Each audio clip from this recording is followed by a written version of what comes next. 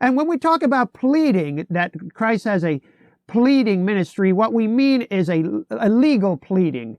How do you plead? That is a question asked in a courtroom setting. How do you plead? And so that's what we're referring to when we say a pleading ministry. It's not that Jesus is somebody might say, well, I have this image in my mind of a son before father saying, please, Father, don't destroy this person. Please don't kill him. Oh, please. No, that's not, that's not what we're talking about. Remember, the court was seated, the books are open. And so this is the pleading that we are referring to. Because Christ and the Father are one. And remember, it is God who so loved the world that he gave his only begotten Son. God the Father had the love plan. God so loved the world that he gave his only begotten Son. So God the Father had the love plan.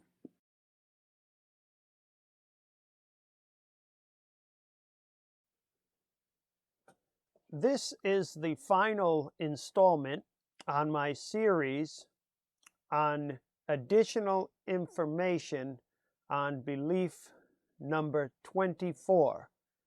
Belief number 24 of the Seventh-day Adventist Church is concerning Christ's ministry in the heavenly sanctuary, Christ's priestly ministry in the heavenly sanctuary. This is fundamental belief number 24, and this is the final presentation with additional information on this topic.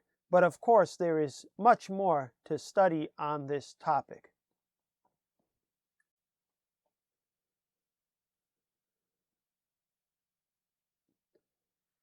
And so the book that I mentioned in the first installment of this series on additional information on belief number 24, I had mentioned this book, Altar Call, by Roy Gain. And so that's what I'm referring to here, page 43. The sinful Israelite high priest had to be shielded from God's glorious presence by the veil throughout the year. So in the earthly sanctuary of the Old Testament, the earthly sanctuary we're dealing with, the Old Testament, the Old Covenant, under the Old Covenant, there was a high priest who was a regular human being like you or me, and was a sinful person. And so this person had to be shielded from God's glorious presence. So when we look at that earthly sanctuary, as I showed in my illustration last time, I'll show it once again. This is an incomplete depiction of the earthly tabernacle that Moses was commissioned to have built. You have the first covering of the sea cow, or it could be dolphin skin. Maybe it was badger, but there was the first covering. Then there was the ram skin dyed red. Then there was the goat hair. Then there was the embroidered covering. But here we see in the tabernacle there were veils. There was the outer veil, there was the inner veil, separating the holy and most holy place.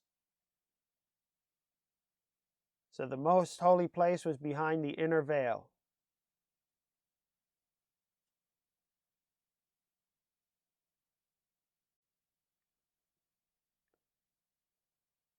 So the earthly priest had to be shielded from God's glorious presence by the veil throughout the year. And as Roy Gain puts it, on the Day of Atonement, he had to be shielded by a smoke screen. And this is the reference in Leviticus 16, 12, and 13. Then he shall take a censer full of burning coals of fire from the altar before the Lord, with his hands full of sweet incense beaten fine, and bring it inside the veil. That's that second veil.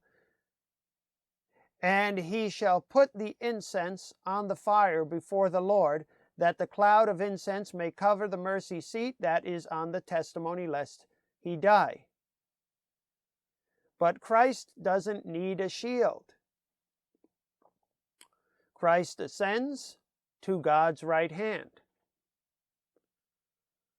So then, after the Lord had spoken to them, he, that is Jesus, was received up into heaven and sat down at the right hand of God.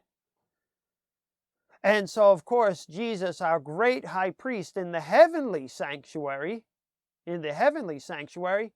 is without sin, unlike the earthly sinful high priest, who needed this shield, who needed these shields that Roy Gain refers to, the veil or the smokescreen, as Roy Gain puts it.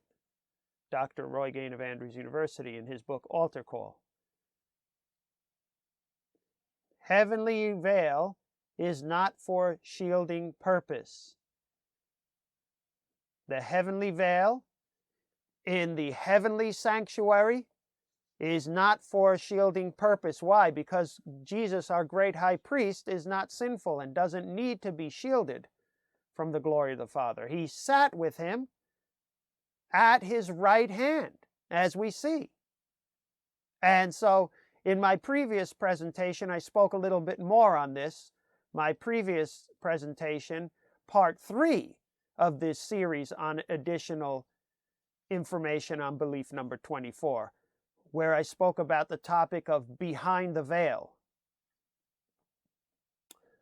Now, in Roy Gain's book, Who's Afraid of the Judgment, page 113, he speaks on these two ideas, these two categories. The atonement was not complete at the cross. The atonement was complete at the cross. And generally speaking, the idea that the atonement was complete at the cross is not a controversial issue. But to say the atonement was not complete at the cross can be misunderstood. So I'll spend a little more time focusing on that. Why was it not complete at the cross? In what sense? Well, concerning the individual, the individual person still has to accept Christ by faith. Or what Christ did on the cross will not be received, and the individual will not receive the blessings of what Christ did at the cross.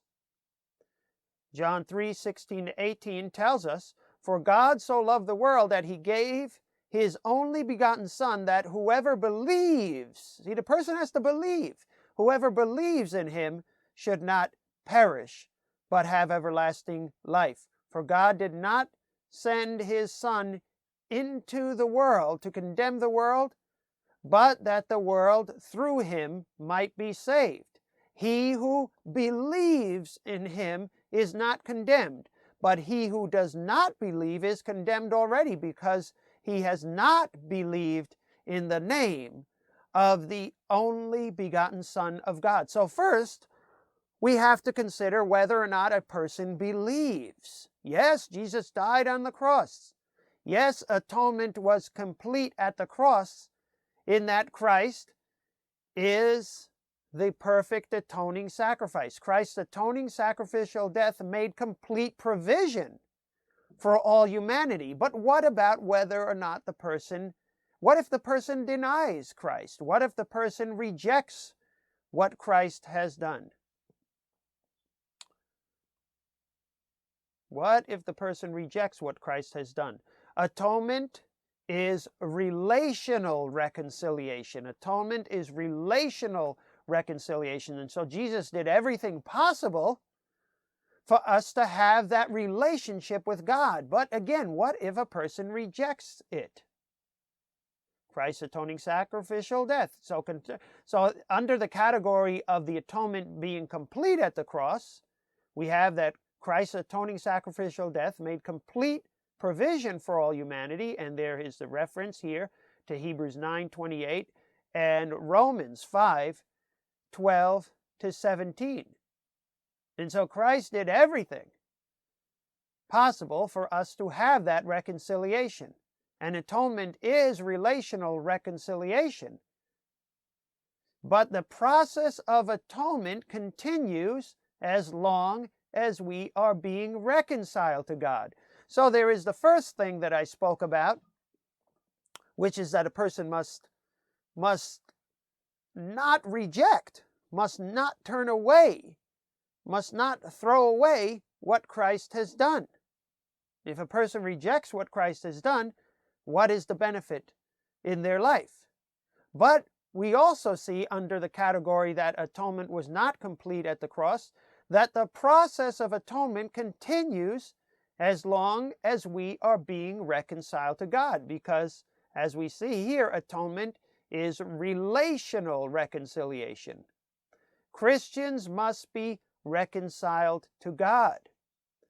After Christ's death on the cross and resurrection, Paul appealed to people to be reconciled to God. So even, obviously, yes, Jesus died and he rose again, but Paul, long after that, was appealing to people to be reconciled to God. Long after that, relatively speaking. 2 Corinthians 5:20 tells us, "Now then, we are ambassadors for Christ, as though God were pleading through us. We implore you on Christ's behalf, be reconciled to God." Be reconciled. So the person has to be reconciled. The person has to accept the work of Christ and not to reject it.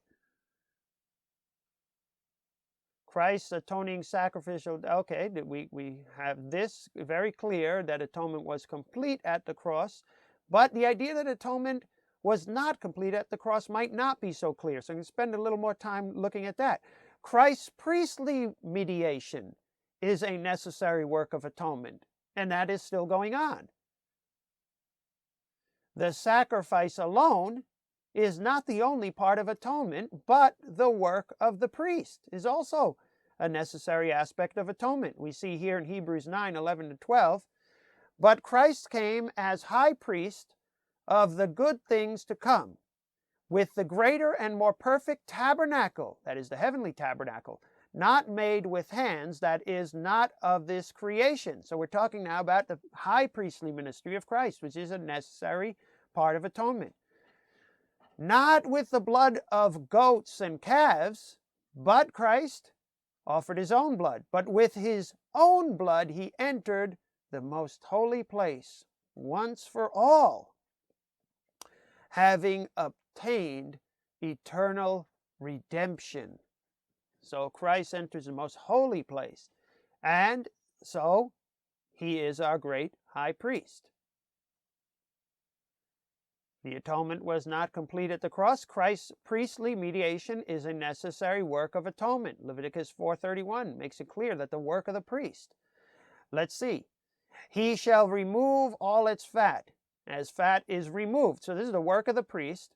"He shall remove all its fat, as fat is removed from the sacrifice of the peace offering, and the priest shall burn it on the altar for a sweet aroma to the Lord." So the priest shall make atonement for him. The priest shall make atonement for him, and it shall be forgiven him. So the priest shall make atonement for him.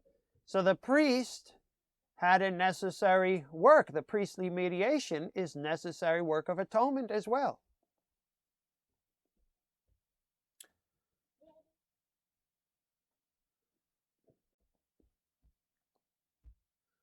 The Day of Atonement, judgment ministry, is also a necessary aspect of atonement. And there we have the reference to the cleansing of the sanctuary in Daniel 8:14, and the cleansing of the sanctuary is another way of referring to the Day of Atonement, or Yom Kippur. Leviticus 16 is dealing with the Day of Atonement, or Yom Kippur. And yet all atonement flows from Christ's once-for-all sacrificial death. So all atonement flows from Christ's once-for-all sacrificial death, as we see. And Aaron shall bring the bull of the sin offering, which is for himself, and make atonement for himself and for his house, and shall kill the bull as the sin offering, which is for himself. So these animal sacrifices, and in this case on the Day of Atonement, this bull offering, is ultimately a symbol of Christ.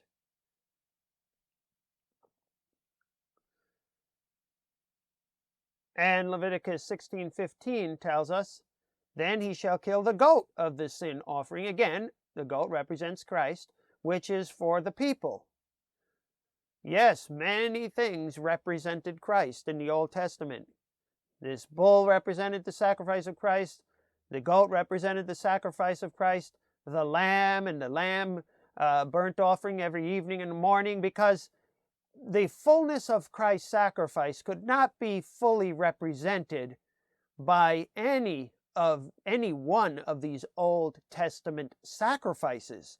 So these sacrifices of the Old Testament could only point to different aspects of the ultimate sacrifice of Christ. And so the goat also here, the atonement goat, as we see here, this also represents Christ. And he shall kill the goat of the sin offering, which is for the people,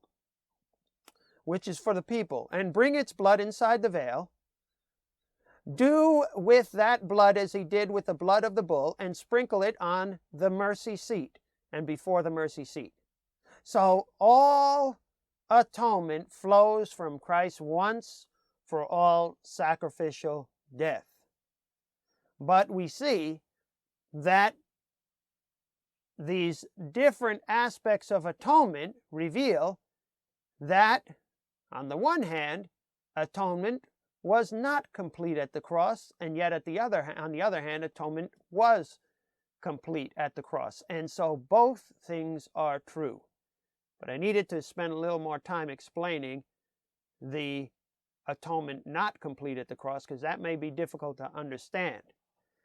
It is not saying that what Christ did at the cross is not enough. It was enough. It was the perfect sacrifice. It was the necessary sacrifice, and all atonement flows from Christ's once for all sacrificial death. There is no further sacrifice needed, and yet Christ also had to resurrect. Christ also had to serve as our high priest, and the heavenly Day of Atonement is another aspect of atonement. And whether or not the individual accepts or rejects. So when that person gets to a point where they decide, am I going to accept? And that person, that individual, they get to that age or they get to that time of accountability, and they make that choice in whatever way they do. They are making that choice. They are making a choice. Am I going to accept? Or am I going to reject Christ? Am I going to accept, or am I going to reject Christ? And that is also, and there is more to be said on that, but that is also an important aspect to consider when thinking about atonement. Revelation 5:6 again reveals that all atonement flows from Christ's once for all sacrificial death. It says here, John, the Revelator, says, and I looked, and behold, in the midst of the throne and of the 4 living creatures, and in the midst of the elders, stood a lamb. This is Jesus, as we see in John 1:29, when John the Baptist pointed to Jesus and said, behold, the Lamb of God who takes away the sins of the world, a lamb as though it had been slain. That's the sacrifice of Jesus being referred to, having 7 horns and 7 eyes, which are the 7 spirits of God sent out into all the earth. So the symbolic language of Revelation is used here, but we can clearly see that there is a reference to the sacrifice of Jesus, showing that all atonement flows from Christ. So he was the perfect sacrifice, the complete provision for all humanity, and yet he is also, he's not only the perfect sacrifice, but he's also our great high priest. And the high priest's work is not unnecessary. See, if you say that all that mattered, yes, the cross was the perfect provision for all humanity, the sacrifice of Christ, I mean, when I refer to the cross, that was the perfect sacrifice for all of humanity. But if you say that atonement was complete at the cross and that is it, and that's the end of discussion, then are you saying that Christ's high priestly ministry is of no importance and no significance? Of course not. His high priestly ministry is of great significance. It matters. It is not pointless. And so by rejecting these other ideas, this other set of thoughts under the category of atonement not complete at the cross, you are rejecting the work of Christ. This is also the work of Christ, his high priestly work. Christ has a standing, pleading ministry, and Christ has a seated, victorious ministry. And again, both things are not contradictory. Somebody might say, well, if it's one, it must be one or the other, just as they might say the same with this. It's either one or the other, but we have shown that they're both true. And again, as Roy Gain is explaining here, both things are true in this case. Christ can stand up if the situation calls for it, as we see in Acts 7:56. He can walk around. He can stand and plead, as we see here in Revelation. He says, "Stood a lamb." That lamb is Christ. So he's not stuck in a seated position, and yet at the same time. And when we talk about pleading, that Christ has a pleading ministry, what we mean is a legal pleading. How do you plead? That is a question asked in a courtroom setting. How do you plead? And so that's what we're referring to when we say a pleading ministry. It's not that Jesus is somebody might say, well, I have this image in my mind of a son before a father saying, please, Father, don't destroy this person. Please don't kill him. Oh, please. No, that's not that's not what we're talking about. Remember, the court was seated, the books are open, and so this is the pleading that we are referring to. Because Christ and the Father are one. And remember, it is God who so loved the world that he gave his only begotten Son. God the Father had the love plan. God so loved the world that he gave his only begotten Son. So God the Father had the love plan. 1 Peter 1:2, we read of the foreknowledge of God the Father. So we have to understand that somebody might have the wrong idea when they see pleading, just as they might have the wrong idea when they say, well, Adventists don't believe that atonement was complete at the cross. And so this presentation is there to answer these questions. And just as this series of additional information on Belief 24 is there to answer questions that Christians might have about the Adventist position. Now under the category, Christ has a seated victorious ministry. Christ has been victorious and free to sit down with his Father since his ascension, as we see in Hebrews 1:3. And so there is a sitting stage of ministry, and that is the investigative judgment. Now, when they say a sitting stage of ministry, it doesn't mean that Jesus must always be seated and cannot move around. We're not limiting Christ. We're not limiting Christ. We must not limit what goes on in the heavenly sanctuary by the shadow. The earthly sanctuary is only a shadow. And so we cannot make the heavenly sanctuary the shadow of the earthly sanctuary. And I think that's the mistake that is made when people think of that veil and they think of the two-apartment ministry and they think, well, how could it be that Christ, how could he have begun this atonement ministry in 1844, which is the second apartment sitting judging ministry? Does that mean he wasn't in? You see, you don't believe he was in the presence of the Father until 1844. You see, what you're doing there is you're creating a straw man, and that straw man is based on limiting the heavenly. See, what are the dimensions of heaven? Heaven is not fallen. The place where God dwells is not affected by sin as the earth. As I said before, we're living in a fallen world. We're living in fallen three-dimensional space-time. So we think, well, this is here and that's there, and you can't be here and there at the same time, and this is what the apartment looks like. And we can't limit heaven in that way. The earthly sanctuary was a shadow of the heavenly. The heavenly sanctuary is not a shadow of the earthly. The earthly sanctuary was limited. We live in a limited three-dimensional fallen world. What are the dimensions of the place where God dwells? We can't even imagine. We can't even imagine. It's like the song, I Can Only Imagine. Altar call 3:12, 3:13. Christ's mediation did not stop when the judgment or the second apartment ministry began. He came to his Father at the beginning of the judgment, as we see the image from Daniel 7:13 of this. This is the beginning of the judgment ministry, or the Day of Atonement ministry, or the sitting ministry. Again, doesn't mean he's bound to sitting, but we call it the sitting ministry because the court was seated, the books were open. Just as the Israelite high priest came before God in the most holy place when he began to cleanse the sanctuary.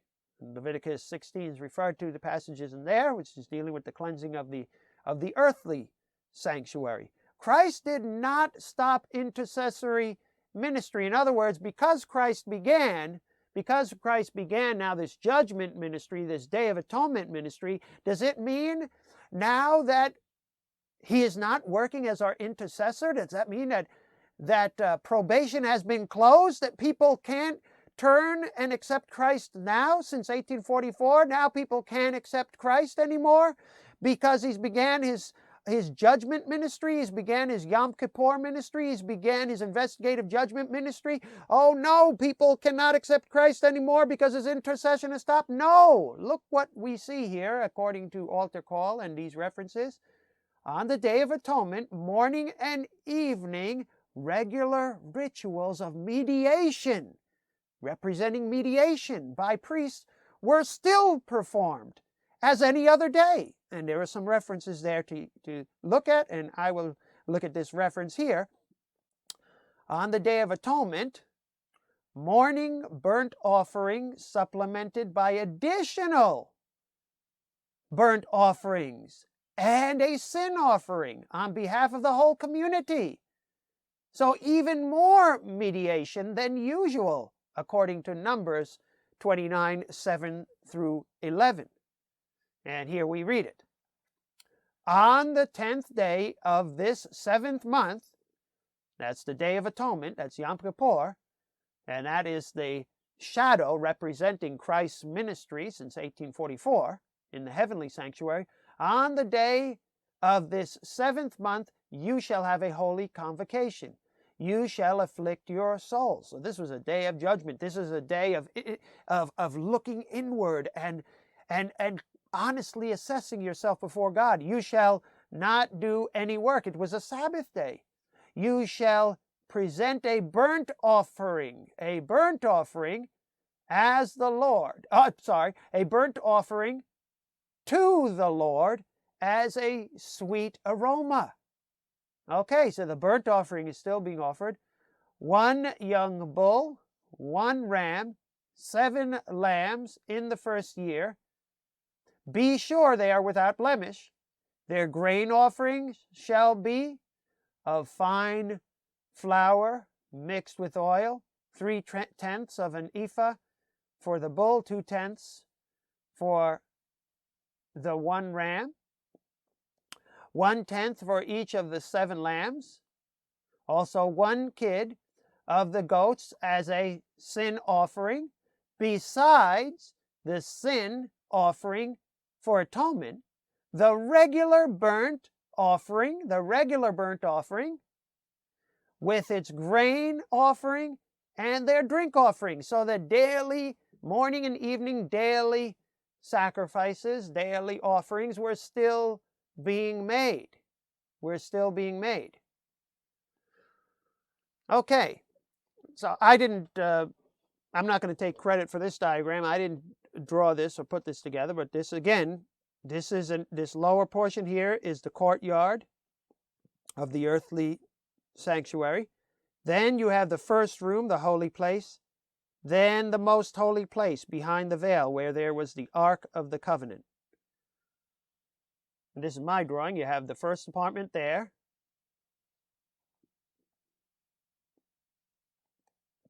And then behind the veil, the second apartment.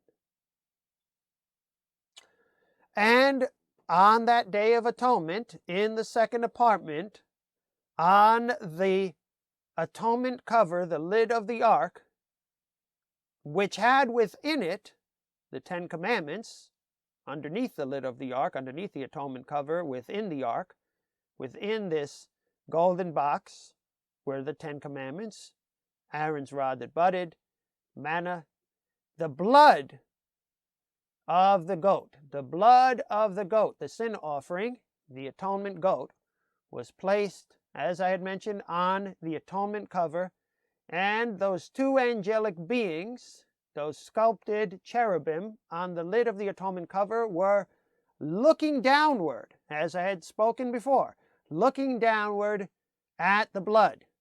And so we have that investigative image there. Investigation, angelic beings looking down at the blood on atonement cover.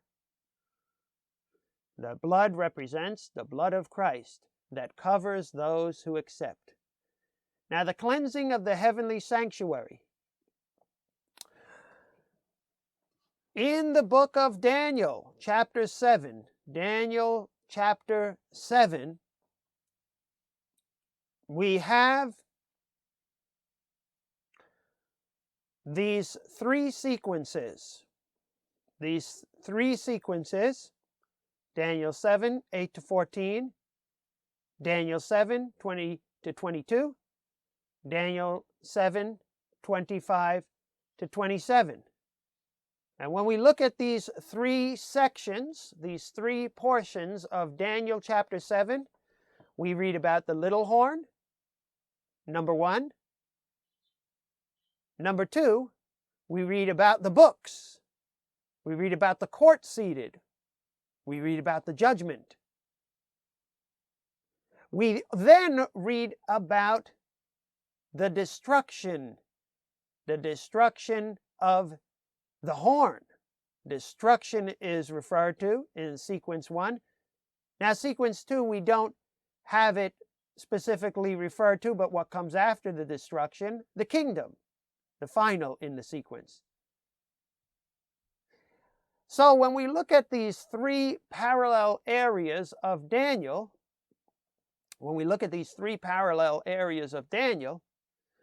we see that in the area, number 2, which is referring to the court seated, the books open, that judgment scene, that parallels the cleansing of the sanctuary, as we see this parallel in Daniel chapter 8.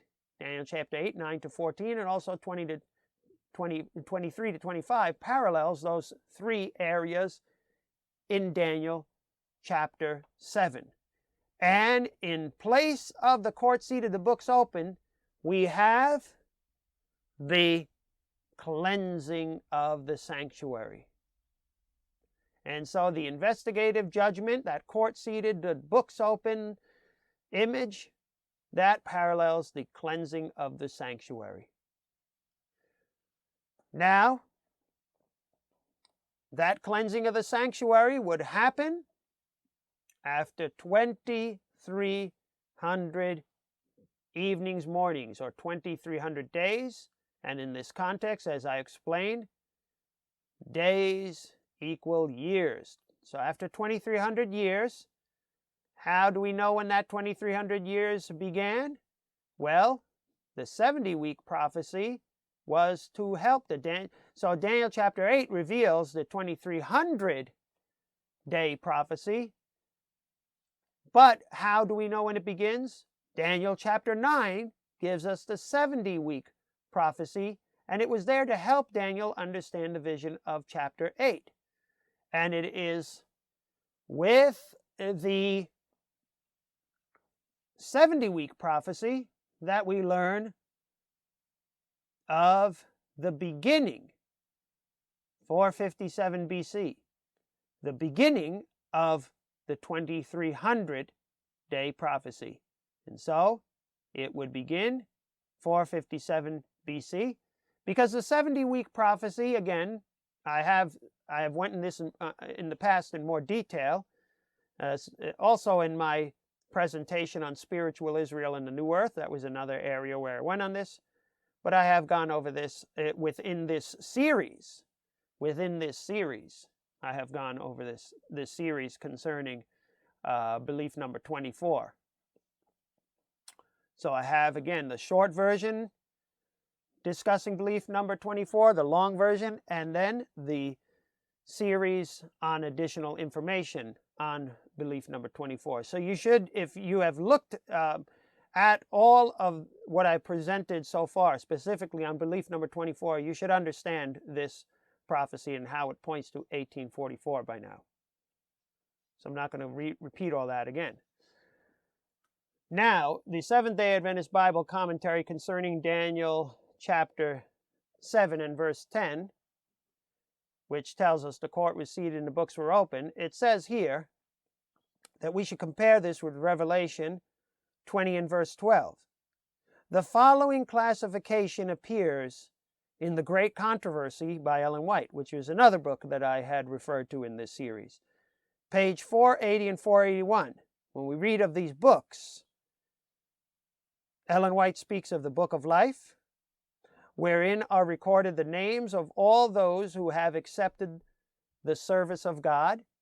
The Book of Remembrance, a record of the good deeds of the saints.